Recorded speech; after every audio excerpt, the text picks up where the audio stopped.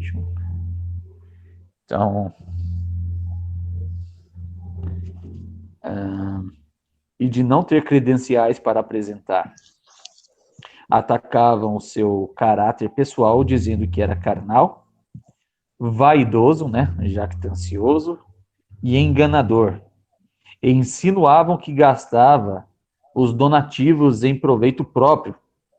Esse dinheiro que lhes era confiado aí para a obra assistencial em outras localidades. Esses homens eram terríveis. Meu Deus do céu, Jesus. Tem que fazer igual o João Batista, raça de víboras.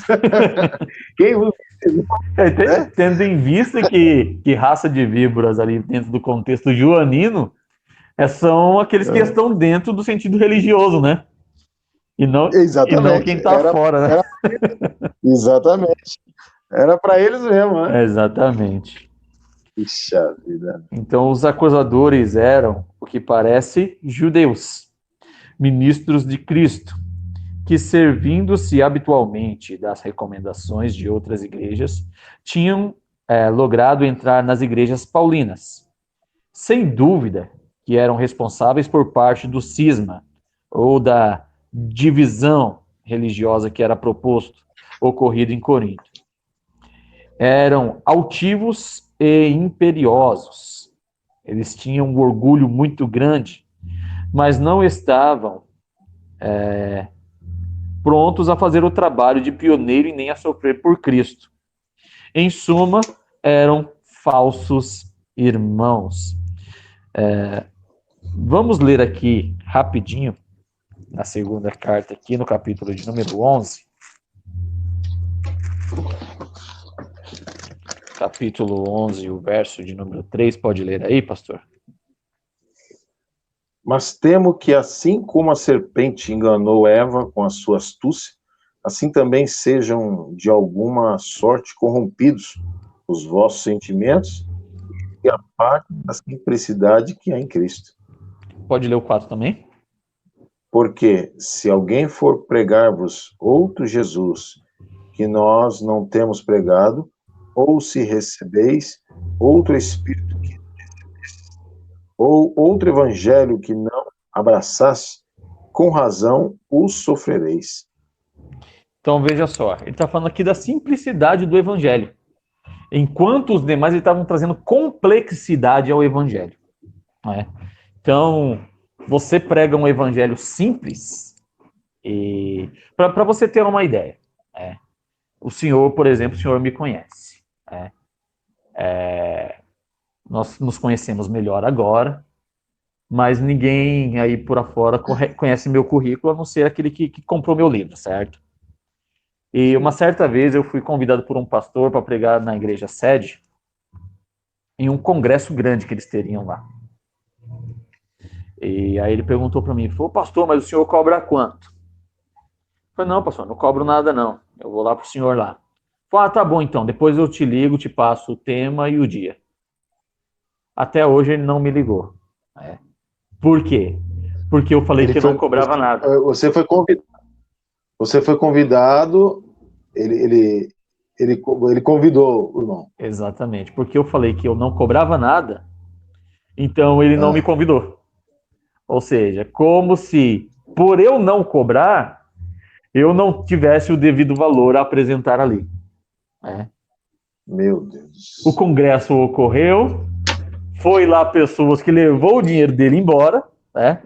Coisa que eu ia fazer sem cobrar nada, mas na verdade, o que ele fez? Ele entendeu dessa forma, ele entendeu de forma errônea, né?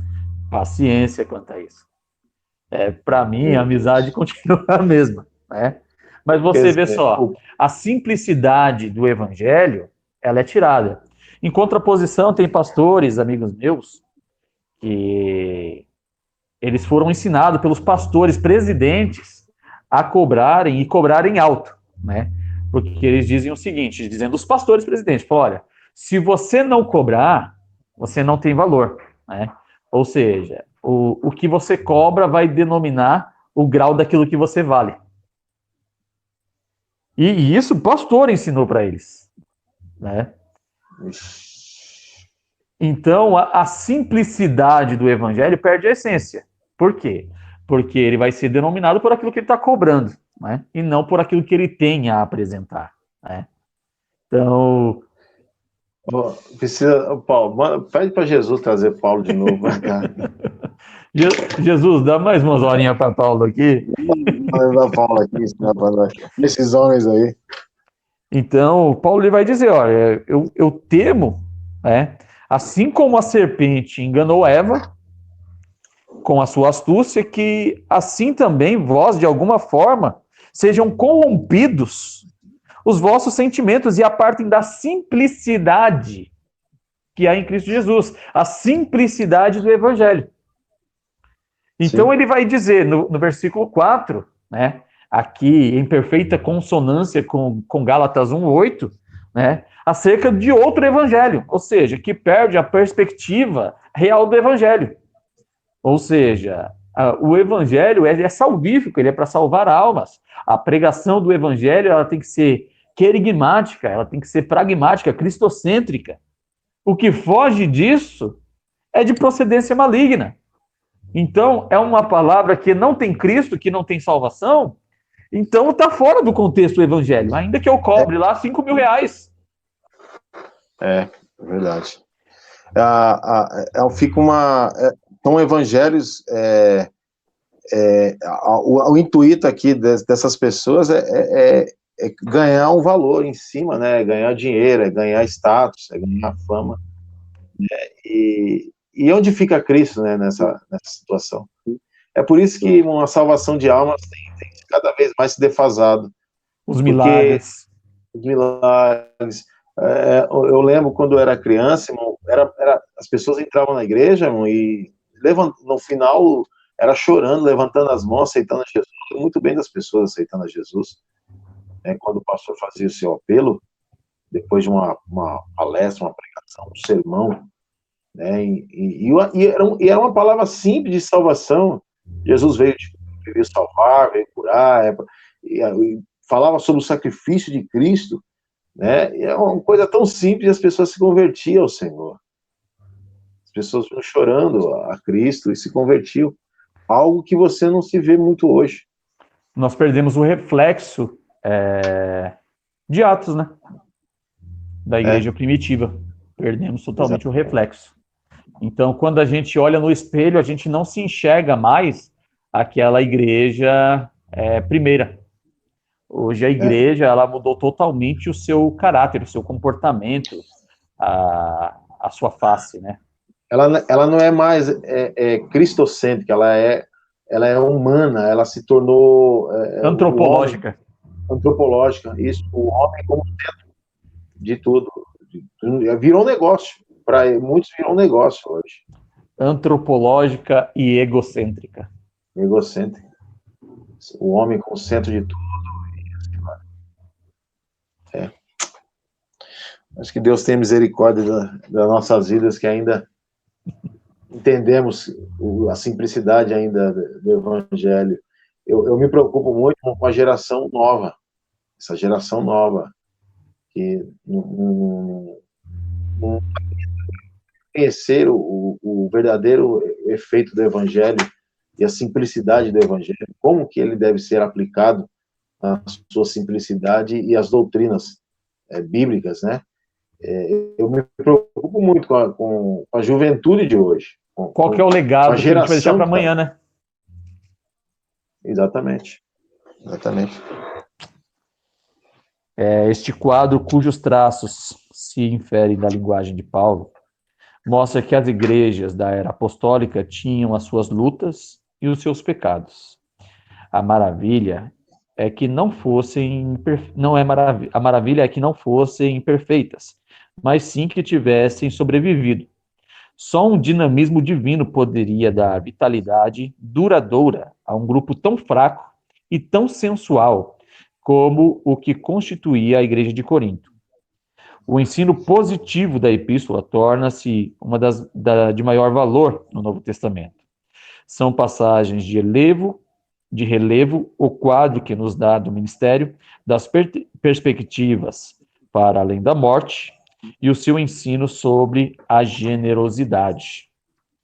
Na ocasião dessa epístola, propriamente dita, que provocou a escrita da segunda carta ao Coríntios, centraliza-se em certas coisas que surgiram na igreja depois da despachada da primeira epístola. Para se expor concisamente os fatos conhecidos, parece que Paulo enviou Tito a Corinto a fim de corrigir certos abusos e para incentivar os crentes a completarem a sua contribuição para os santos em Jerusalém. Paulo, perturbado, partiu de Éfeso e chegou a Troade, esperando encontrar Tito. Ainda mais perturbado por não ter encontrado Tito em Troade, partiu apressadamente para a Macedônia. Ali, tendo acabado de chegar de Corinto, Tito encontrou-se com Paulo, trazendo notícias encorajadoras. Mas as coisas da igreja em Corinto não estavam como deveria estar. Muito embora tivesse melhorado, tivesse em ascensão, né, mas ainda não estava como deveria estar, né? O parafuso ele precisava ser um pouquinho mais arrochado aí, né? Por isso vai dar origem aí essa segunda carta. As notícias encorajadoras foram quase dissipadas pelo fato de agoreiros ou das predições de desgraça tidas lá, né? Prenúncios de tempestade estarem se acumulando no horizonte da vida da igreja de Corinto. Paulo tinha que agir rápida e severamente. Tinha que fazer 3 coisas. A primeira delas, apresentar o evangelho mais claramente aos cristãos. Segundo, pressioná-los quanto à conclusão da sua prometida contribuição. E terceira, pulverizar a oposição contra o seu ministério e autoridade apostólico com uma defesa sem paralelo. Estes pontos constituem a estrutura sobre a qual todos os pensamentos dessa segunda epístola se aglomeram. O senhor ia fazer um comentário aí, pastor? Não. Não? Tranquilo? Pode ficar tranquilo. Então, o lugar e data, poucas dúvidas há de que essa epístola tenha sido escrita na terceira viagem de Paulo, que se deu ali aproximadamente em 57, está vendo aí que está AD, AD é a mesma coisa que DC, né? Porém, AD significa Annus Domini, né?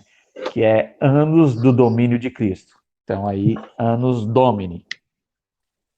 Alguns meses ou possivelmente um ano depois da primeira carta aos Coríntios. Foi escrita na Macedônia, provavelmente em Filipos. A unidade da epístola. Alguns mestres modernos defendem que essa carta aos Coríntios não é um trabalho unificado, né? Existe a tendência de que se haviam 3 cartas escritas para Corinto, né? Então, teoricamente, seria uma subdivisão aí de uma delas, ou se existe uma carta perdida, nunca encontrada, de Coríntios, certo? Mas o que é latente é que nós temos apenas 2 cartas, então, teoricamente, seria uma carta em 2 volumes, que vai aí se divergir essa segunda carta, né? Ou existe realmente uma terceira carta que acabou não chegando lá, ou uma segunda carta que acabou não chegando, e essa aqui seria a terceira. Então, existe aí essa sombra de variação histórica, que até então não há uma ratificação, isso é apenas uma teoria. Afirmam que do capítulo 6 ao 14, a 7:1, é uma interpolação, porque interrompe a sequência do pensamento, mas os movimentos de Paulo nem sempre correspondem às ideias modernas do desenvolvimento. Um autor tratando de uma certa situação pode ter motivos para uma aparente digressão que pode parecer inteiramente irreconhecível para um crítico moderno. Ponto 2, esses mesmos mestres defendem que o capítulo 9 repete em grande parte o que se encontra no capítulo 8. Entretanto, se alguém estudar estes capítulos com cuidado, sem influência de teoria pré-concebida, descobrirá que o capítulo 9 é qualquer outra coisa menos uma repetição do capítulo 8. O que é mais importante, esses objetivos defendem que a última parte, do capítulo 10 ao capítulo 13, difere tanto no tom pensamento das partes anteriores, do capítulo 1 ao capítulo 9, que deve ter pertencido originalmente a alguma epístola perdida ou severa, que Paulo tenha enviado a Coríntio. A objeção fatal a esta popular teoria é que não há absolutamente nenhuma prova de manuscrito que para uma epístola assim fragmentária ou truncada. Mas ainda um estudo mais acurado desta epístola revelará ao estudante diligente uma unidade que é simples e espantosa. E, obviamente, o nosso conhecimento da situação total em Corinto é tão nebuloso que nenhum mestre moderno pode afirmar seguramente que qualquer parte dessa epístola é discordante do resto ou irrelevante quanto à verdadeira situação em Corinto. Tá? Então, aqui só alguns adendos aqui teológicos, né, que são propostas históricas aqui ao longo do tempo, de que se haveria ali uma segunda divisão, né? Haveria aí 3 cartas, ou até mesmo essa carta separada aqui em 2 partes seria uma fragmentação e houve então uma junção de 2 se tornando uma. Mas tudo isso são teses infundadas, tá? São apenas teorias. O desenvolvimento do pensamento. O progresso do pensamento nessa epístola é como o movimento de um grande exército avançando sobre o terreno, irregular, ainda ameaçado de grupos de resistência teimosa. Paulo nunca abandona a sua armadura, enquanto tal resistência ao seu ministério ainda existe.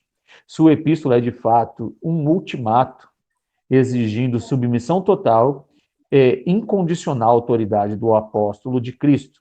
Apesar da sua rudez, ou rudeza, esta epístola é linda em sua simetria, ou a sua conformidade, ou seu conteúdo de tamanho, como uma flor das montanhas. Ela espalha bem longe a sua fragrância espiritual. Nosso esboço tenta mostrar esta simetria. Última visita a Corinto, a chegada de Tito à Macedônia com uma notícia tranquilizadora de uma modificação na atitude da igreja de Corinto, no capítulo 2, verso 7, do versículo 6 ao 16. Vamos ler aqui, para ratificarmos aqui o pensamento.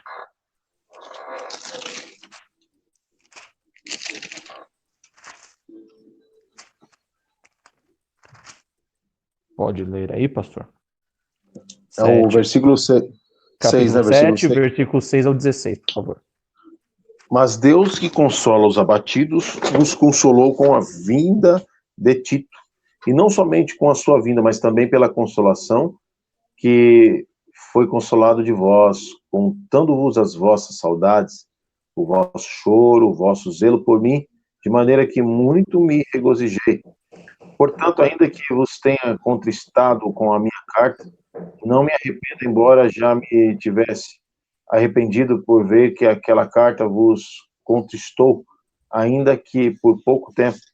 Agora folgo, não porque fostes contristados, mas porque fostes contristados para o arrependimento, pois fostes contristados segundo Deus, de maneira que por nós não padecesses dano em coisa alguma. Porque a tristeza segundo Deus opera arrependimento para a salvação, do qual ninguém se arrepende, mas a tristeza do mundo opera a morte.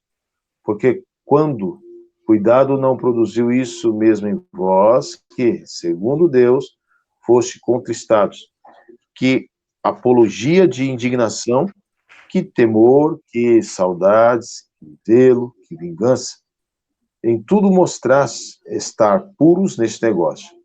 Portanto, ainda que vos tenha escrito, não foi por causa do que fez o agravo, nem por causa do que sofreu o agravo, mas que o vosso grande cuidado por nós fosse manifesto diante de Deus. Por isso, fomos consolados pela vossa consolação, e muito mais nos alegramos pela alegria de Tito, porque o seu espírito foi recreado por vós todos. Porque se alguma coisa me gloriei de vós para com ele, não fiquei envergonhado. Mas, como vos dissemos, tudo com verdade. Também a nossa glória para com Tito se achou verdadeira. E o seu estranhável afeto para convosco é mais abundante, lembrando-se da obediência de vós todos e de como o recebeste com temor e tremor. Regozijo-me em tudo poder confiar em vós. Amém. Então, aqui, mediante o relatório que Tito traz, o Paulo, aqui na segunda carta, ele vai escrever aqui a alegria dele pelo êxito tido pela primeira carta, né? Ou seja, tudo aquilo que aconteceu e Tito aqui entranhavelmente amando os irmãos, aqui Tito vai trazer essa alegria ao coração paulino, né? Paulo estava com certo temor até então, ao enviar essa carta, essa segunda carta, aliás, a primeira carta, mas ele vai ver que tudo corroborou para o bem, que os irmãos entenderam qual que era a proposta, que não era ele ser dono de ninguém, mas que todos fossem libertos em Cristo, livres em Cristo. Né? Então essa palavra que ele usa muito contristada, essa palavra, né? Ele usa aqui. Essa palavra seria, então, ele dizendo que talvez alguém ficou triste, alguém tinha ficado ofendido pela carta que ele mandou, da atuação, mas eles compreenderam que ali era uma orientação de Deus para eles, para que eles voltassem ao verdadeiro princípio do evangelho, do cristianismo, de Cristo, e vivessem uma vida voltada a Deus. Então não seria... para que eles entendessem. Então, eu entendi aqui no capítulo 7, que eu estava lendo, até uns tempos atrás eu estava lendo, só que era essa a minha dúvida. E agora tá voltando tá abrindo um leque aqui sobre... Trazendo uma clareza, fato, né? Uma clareza melhor, porque aqui ele fala que ele fica alegre, quando ele fala regozijo, é alegria. Sim. A palavra regozijo tem um tom de alegria. Ele se alegra por ver o resultado da primeira carta. Exatamente. Essa seria o que ele está tentando falar aqui, né? Exatamente. Olha, eu fiquei um pouco preocupado, né, com vocês, como vocês aceitariam isso, se haveria maturidade da parte de vocês para compreenderem isso, né? Mas com o relatório de Tito, eu sinto muito alegria agora, né? Porque vocês foram contristados por um período de tempo, em primeira instância, né? Mas depois vocês conseguiram compreender qual que é o contexto real, né? E agora eu tenho muita alegria quanto a esse contexto, né? Então, só para nós ratificarmos aqui esse pensamento. Permitiu que Paulo prosseguisse sem temor agora na sua viagem. Lucas diz simplesmente que o apóstolo passou 3 meses na Acaia, mas não nos dá pormenores. Na primavera de 56, depois de Cristo, ou Annus Domini, fez planos para voltar a Jerusalém com donativos, quando soube que os seus inimigos judeus tinham preparado uma conjura contra a sua vida. Percebendo que facilmente se embaraçariam dele, aliás, desembaraçariam dele a bordo de um navio, enviou seus companheiros a Troade, enquanto ele, na companhia de Lucas, se dirigia para o norte, para Filipos, por terra navegando para Troade, logo depois de terminada a festa dos pães asmos, que sucedia imediatamente à Páscoa. A forma como a seção pluralística reaparece nesse ponto em Atos 20, indica que Lucas tem andado a viajar com Paulo na Acaia. Robertson, seguindo uma antiga tradição, sugere que talvez Lucas se identifique como o irmão cujo louvor no Evangelho está espalhado em todas as igrejas. Também foi escolhido pelas igrejas como companheiro de viagens nesta graça que por nós é ministrada. Não se menciona qualquer nome, e este anônimo poderia ser qualquer um dos companheiros de Paulo referidos em Atos 20. Por outro lado, pode-se traduzir como pronome possessivo o artigo definido usado com expressões que denotem membros de sua família. Se Tito e Lucas eram irmãos, a velha ligação de ambos com Antioquia e o silêncio acerca deles no livro de Atos seriam mais facilmente aplicáveis. Seja como for, nesta altura, Lucas era um auxiliar ativo de Paulo na companhia através da Macedônia e da Acaia, tornando-se companheiro mais íntimo do apóstolo durante os anos de cárcere que se seguiram. Né? Então, aqui, pelo anonimato do nome de Lucas, mencionado aqui no livro de Atos, né, na história relatada em Atos, então aqui, esse era um tom natural dentro da escrita grega, de se ocultar, não se aparecer, né? Então, ele não faz questão nenhuma de mencionar o seu nome, mas dentro da linguagem paulina mostra claramente aqui o amor que Lucas estava tendo e rumando com ele em todas as cidades aqui, né? Então, aqui em suma, o resumo dessa epístola, após saudar os fiéis da igreja em Corinto, explicar por que ele não os tinha visitado como originalmente planejado, Paulo explica a natureza do seu ministério. Triunfo por meio de Cristo e sinceridade diante de Deus eram as características principais do ministério às igrejas. Ele compara o glorioso ministério da justiça de Cristo com o ministério da condenação, que é a lei, e declara a sua fé na validade do seu ministério, apesar da intensa perseguição. Capítulo 5 descreve a base da fé cristã, a nova natureza, e troca o nosso pecado pela justiça de Cristo. Nos capítulos 6 e 7, encontramos Paulo defendendo a si mesmo e ao seu ministério, assegurando aos coríntios, mais uma vez, o seu sincero amor por eles e exortando-os ao arrependimento e à vida santa. Nos capítulos 8 e 9, Paulo exorta os crentes de Coríntio a seguir os exemplos dos irmãos na Macedônia e estender generosamente os santos em necessidade. Ele lhes ensina os princípios e vantagens de ajudar com o coração alegre. Paulo termina a sua epístola reiterando a sua autoridade entre eles, no capítulo 10, e a sua preocupação com a fidelidade diante da feroz oposição dos falsos apóstolos. Ele chama-se de insensato por ter relutantemente se vangloriar das suas qualificações, seu sofrimento por Cristo, no capítulo 11.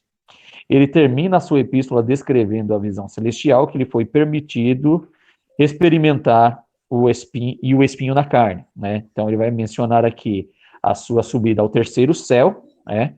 E aqui ele vai mencionar também o espinho na carne, que Deus lhe dera para garantir a sua humildade, no capítulo 12.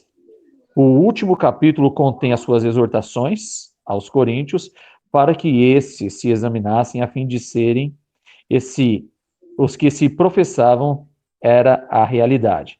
Paulo então termina com a bênção, a paz e o amor. Nós temos aqui, por exemplo, no capítulo de número 10, que ele vai fazer ali a sua defesa apostólica, que ele precisa defender ali o seu apostolado. Deixa eu ver aqui. Temos aqui 17 capítulos. Vamos ler aqui, pastor? Se o senhor puder ler para nós aí. Qual que é? 10? Capítulo 10. E nós vamos ler os 17 versículos. Aqui ele precisa fazer aqui a sua defesa e ele se sente triste por ele ter que fazer isso. Né? Ele faz isso não de forma jactanciosa, né? Ele não faz isso por vaidade, mas existem momentos que a defesa ela precisa ser expressa, ela precisa ser aplicada, né? Então, aqui ele não está se ensoberbecendo, mas ele está trazendo aqui que ele não era uma pessoa qualquer, né? Então, que ele tinha credibilidade diante dos irmãos e credibilidade diante de Deus para fazer aquilo que ele estava fazendo. Pode ler aí o capítulo 10, por favor. Além disso, eu, Paulo, vos rogo pela mansidão e benignidade de Cristo, eu que, na verdade, quando presente entre vós, sou humilde, mas ausente, ousado para convosco.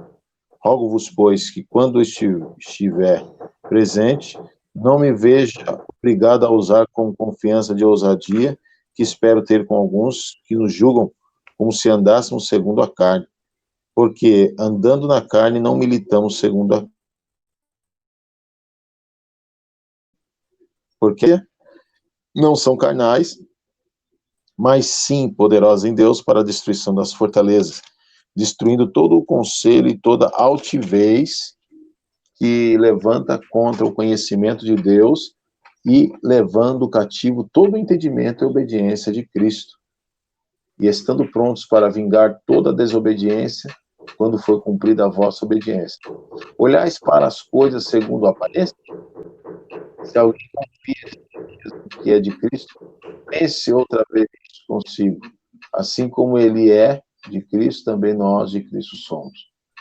Porque, ainda que eu me glorie mais alguma coisa no nosso poder, o qual o Senhor nos deu para edificação e não para a vossa destruição. Não me envergonharei, para que não pareça como se quisera intimidar-vos por cartas. Aqui ele já justifica, né? Eu não quero intimidar vocês. Porque as suas cartas, dizem, são graves e fortes, mas a presença do corpo é fraca, e a palavra desprezível. Pense o tal isto. Quais somos na palavra por cartas, estando ausentes, tais seremos também por obra, estando presentes. Porque não ousamos classificar-nos ou comparar-nos com alguns que se louvam a si mesmos, mas esses que se medem a si mesmos e se comparam consigo mesmos estão sem entendimento. Porém, não nos gloriaremos fora da medida, mas conforme a reta medida que Deus nos deu para chegarmos até vós. Porque não vos entendemos além do que convém, como se não houvéssemos de chegar até vós, pois já chegamos também até vós no Evangelho de Cristo, não nos gloriando fora da medida dos trabalhos alheios, antes tendo esperança de que, crescendo a vossa fé, seremos abundantemente engrandecidos entre vós, conforme a nossa regra. Para anunciar o Evangelho nos lugares que estão além de vós, e não em campo de outro. Para nós não gloriamos no que estava já preparado. Aquele, porém, que se glorie-se no Senhor. Pode ler o 18 também. Porque não é aprovado quem a si mesmo se louva, mas, sim, aquele a quem o Senhor louva. Amém. Explicou tudo. Ele já... É tudo aquilo que nós estávamos conversando no começo. Resume-se aqui, não é isso? Exatamente. Então, veja só, como disse até nessa questão aí que eu fui convidado e eu não cobrei nada, Então, assim, como disse até na questão de Paulo, né, que Paulo era legítimo, que ele vivesse da obra e tal, né? Então, veja só, Paulo ele não cobrava para fazer a obra, mas se alguém desse a ele algum donativo, seria legítimo, né? Então, assim, que nem o pastor, ele me convidou, eu não cobrei nada para ir lá, né? Mas se ele me oferecesse alguma coisa, ó, tá aqui uma oferta para um irmão, né? Pronto, tranquilo, nós estaríamos... Ele não está nem pagando, ele está ofertando você. É como se fosse um... Exatamente. Então, o sentido é que está barganhoso, né? Então, Paulo ele não cobrava para fazer a obra. Paulo fazia a obra e ele era recompensado da parte de Deus pelos corações que eram tocados. Então, as pessoas o que Paulo... ajudavam. Exatamente. Só que os outros que eram jactanciosos, o que eles faziam? Eles já traçavam ali o seu preço, né? Denegriam a imagem paulina para que eles tivessem campo de atuação e de trabalho, né? Então aqui Paulo vai dizer exatamente que Deus ele não aprova a quem a si mesmo se louva, né? Então, se você vai ser elogiado, você tem que ser elogiado por alguém e não você se elogiar, né? Por exemplo, a sua humildade. Se você disser que é humilde, já significa que você não é humilde. Você é soberbo em achar que é humilde, né? A sua humildade tem que ser vista pelos demais. Falar, puxa, pastor Fernando, ele é humilde, né? Não o pastor Fernando chegar no púlpito e dizer, eu sou humilde, né? Se fizer isso... Você já aplicou a soberba. Exatamente. Né? Já aplicou a soberba. Deus, ele não se agrada de quem a si mesmo se louva. Exatamente. O que diz aqui. É por isso que Jesus, quando fala, trazendo isso, eu lembro daquela passagem que entra lá o escriba, né, que entra no templo, e o fariseu começa a bater no peito, dizendo, eu não sou como esse homem aí, que eu dou oferta, ele começou, eu faço isso, eu faço aquilo, não é assim? Sim, aí o outro orou, a oração do outro foi totalmente diferente. Senhor, perdoa-me, porque eu sou um pobre pecador.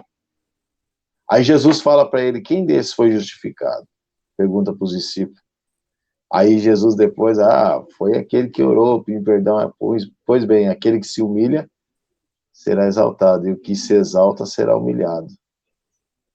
Ou seja, quando você reconhece Deus na sua vida, você não precisa dizer nada. O próprio Deus, ele te abençoa, o próprio Deus, ele dá testemunho de você, né? Dá testemunho de você. Sem você precisar abrir a boca, você tomar nenhuma atitude e falar nada. Fez a obra, tá feito, virou as costas e foi embora. Não teve, ele não quis ganhar aplauso, não quis ganhar status para si porque fez. Não. Ele fez por amor, virou as costas e continuou, foi embora. Tá feito.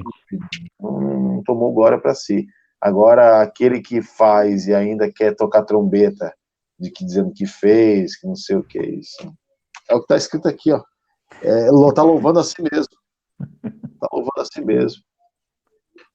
É que nem o senhor convida o pregador para ir lá na sua igreja, e aí o pregador ele começa lá com aquela bajulação, né? O pastor Fernando me convidou e não sei o quê, e fica aquela rasgação de seda lá pro senhor. Aí daqui a pouco ele já começa a dizer que ele fez isso não sei na onde, ele fez isso não sei na onde, que ele é convidado não sei por quem, ele é convidado não sei para onde. Ele faz um merchandising terrível dele. Né?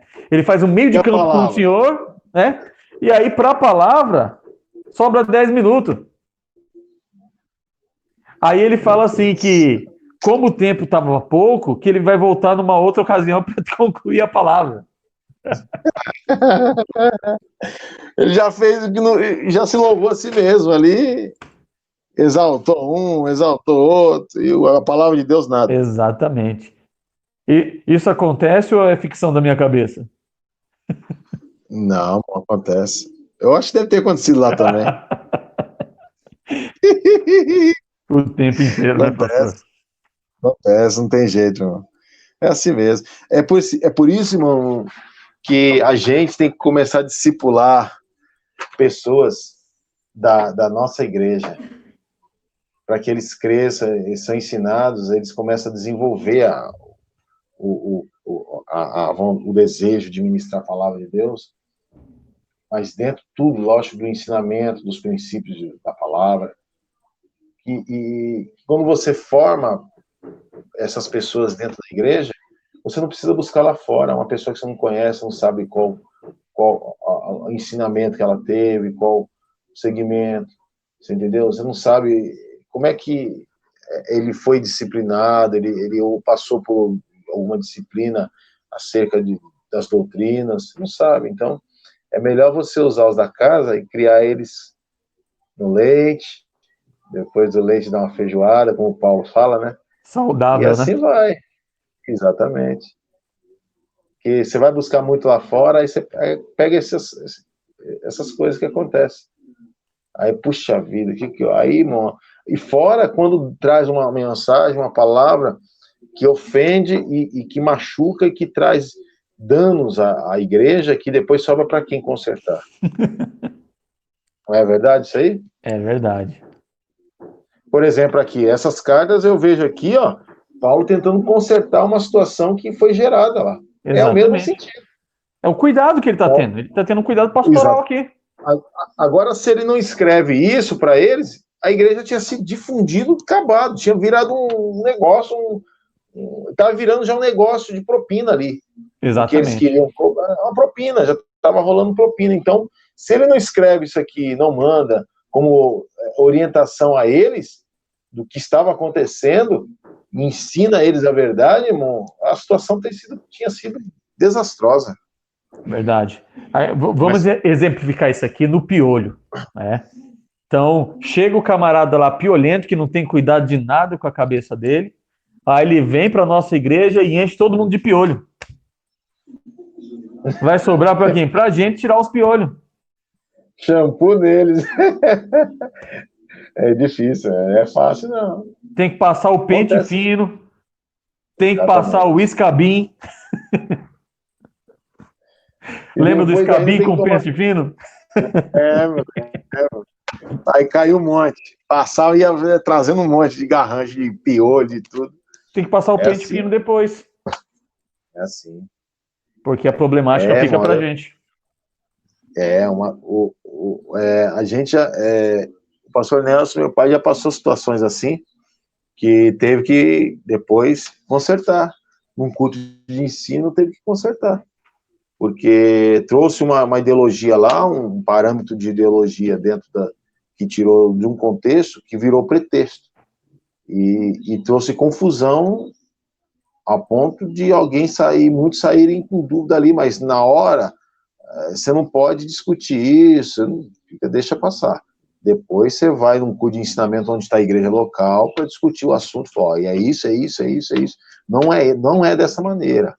Houve uma distorção, né, e não é dessa forma. Aí tem que entrar dentro da Bíblia, buscar novamente o texto e tentar consertar aquilo que foi sugerido pela pessoa de uma forma totalmente distorcida e que justamente gera confusão na mente Porque tem pessoas, irmão Kleber, na igreja, que ele não tem uma mente como de outros. Outros têm uma mente mais rápida, de captar, opa, isso aí não é de Deus, não. Tem pessoas que não, tem pessoas que é mais simples, então ele não consegue assimilar, para ele aquilo ali que ele está falando tá tudo certo. Ele não compreende que aquilo está se tornando algo totalmente diferente daquilo que foi ensinado. Você entendeu? Sim. E Paulo, eu vejo aqui, Paulo fazendo um documento aqui, justamente tratando esse assunto, preocupado com justamente essas pessoas. Não, ele não estava muito, talvez, preocupado com aqueles que tinham um entendimento, e até se corrompendo, mas ele estava preocupado com aqueles que ainda estavam começando a caminhar e já estavam sendo corrompidos. Os mais fracos na fé, né? Exatamente. É complicado, é uma coisa que a gente tem que, por isso que a gente tem que orar muito a Deus e buscar entendimento na palavra para educar o povo, porque senão é distorcido e vira uma problemática, que nem você diz aí, terrível. É verdade. E depois, para consertar, meu amigo... Dá pano para manga. Difícil. Como dizia minha avó, sai mais caro o molho do que o peixe.